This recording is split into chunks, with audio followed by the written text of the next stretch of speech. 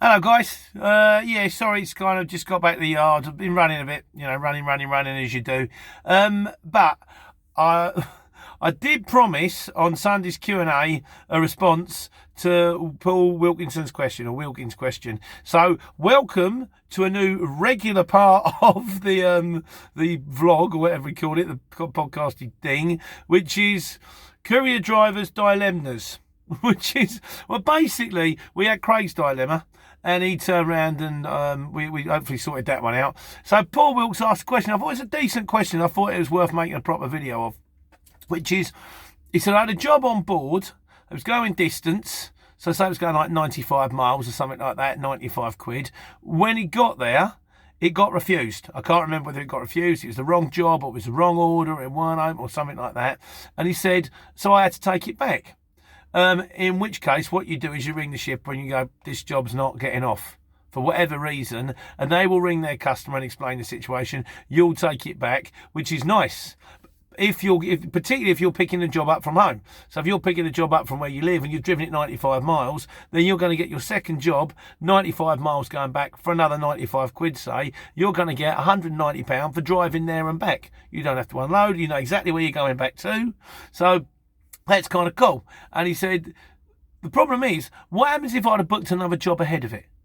So what happens if you go, right, okay, well, I'm lining my day up here, so I'm going to go over there, drop that one off, then I'm going to go over there and get that one. And you get to the first one, you can't get it off.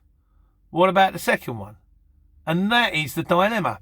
The solution to this is, and it gets more complicated, I'll be honest with you, but the solution to that sort of simple equation is keep the shipper informed.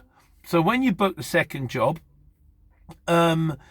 you turn around and you say, right, I'm 10 minutes away, or right, I'm booking a second job. Here's the situation. I'm due to drop in, well, I don't know, say you're booking your job from Birmingham.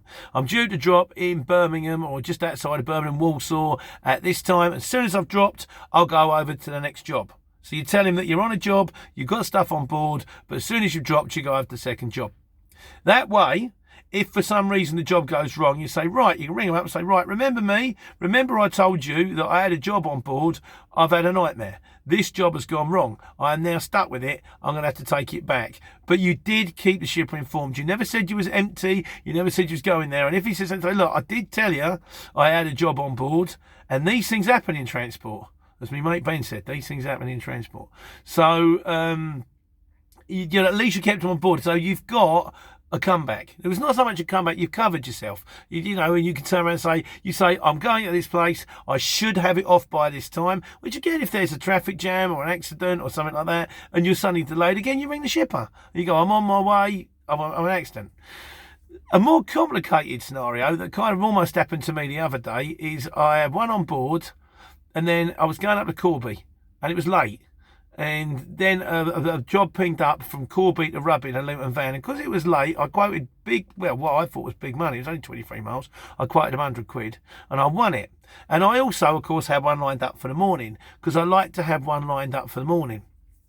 Then I got to the one that I was dropping off in Corby, and they couldn't find my booking details. So it's like, we're not going to let you in. If they don't let me in, I'm stuck with one job on board. I've got one lined up for the evening and one lined up for the morning.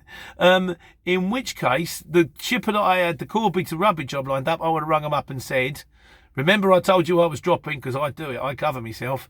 I was dropping, I can't. They've refused me. The one for the morning, I'd had to ring them and say, right, I didn't know this was going to happen, but I've had a nightmare.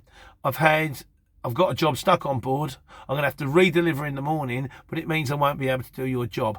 Or there's another way out, which is if you're stuck with a job on board and it's not your fault. I mean, I did one once where I was coming from, I was down Southampton way, and I quoted them cheap because it was going into London. I was kind of on my way back, and then I was going to shoot off home after London, was going into city. And it turned out to be one of these big building structure things, and it's like timed in. Your slot is between 3 and 3:30. Your slot is between 3:30 and 4. I hammered it to get there, but I was too late. I missed my slot. And the guy turned around and said, well, can you take it back? And I kind of went, no.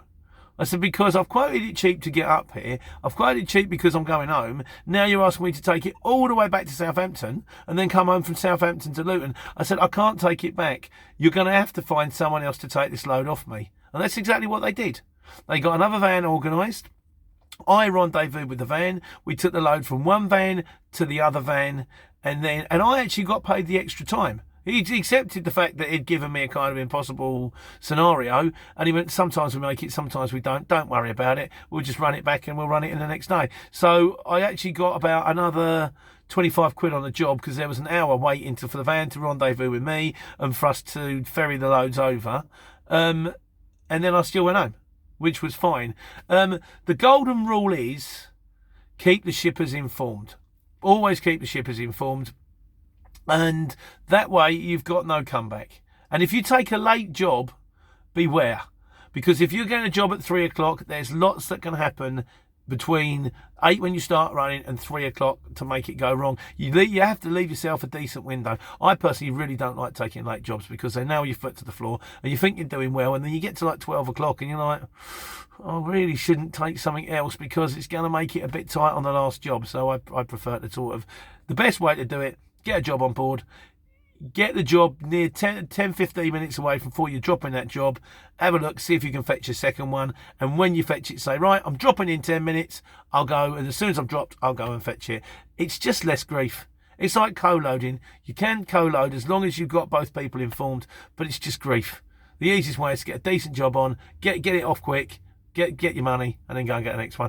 I hope that answers your dilemma there, Paul. Any other problems, any other dilemmas, we'll put it in the dilemma page. In the meantime, I hope things are picking up for you. If nothing else, at least it's getting lighter. And take care, take money.